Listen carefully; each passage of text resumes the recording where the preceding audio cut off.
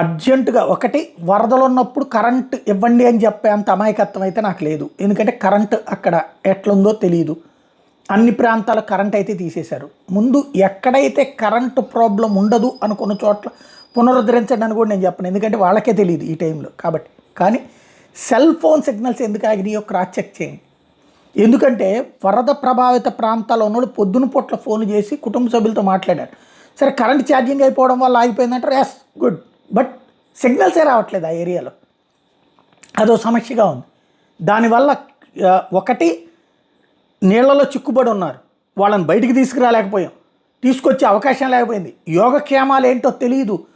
వాళ్ళు ఆవేదనతో ఆందోళనతో చేసినటువంటి చిట్ట చివరి ఫోన్లే ఒక్కొక్కళ్ళ చెవుల్లో మారుమోగుతున్నాయి. కానీ ఇక్కడ సమాధానం చెప్పేవాళ్ళు లేరు. కరువు అయిపోతున్నటువంటి పరిస్థితి. ప్రభుత్వం చూస్తున్నాం చేస్తున్నాం అంటుంది. ముందు కావాల్సిన పక్కన సెల్ ఫోన్ సిగ్నల్స్ ఇవ్వండి, బోట్లు పంపించండి, ఏర్పాట్లు చేయండి. బోట్లన్నీ మొన్నటి నుంచి వరద వస్తుంటే నిన్నటికే వరద బిగిన్ అయిపోతే ఇవాళకి కాకుండా రేపటికి బోట్లు వస్తున్నాయి అంటే ఎక్కడున్నాం? ముందు తిండి పరిస్థితి ఏంటి, వాళ్ళకి ఏర్పాట్ల పరిస్థితి ఏంటి ఆలోచించండి. వాళ్ళని మనుషులుగా గుర్తించండి. మనందరం ఈ సమాజంలో ఉన్నామని గుర్తించండి. సరే కింద తిట్టేవాడు, వాగేవాడు, కూసేవాడు, దున్నపోతుల్లాగా ఇళ్లలో కూర్చుని నోటికొచ్చినటువంటి కోతలు కూసేటటువంటి వాళ్ళు వాళ్ళ ద్వారా వాళ్ళు వాక్కోండి, కామెంట్ చేయండి. కానీ ప్రాక్టికల్గా పరిష్కరించండి.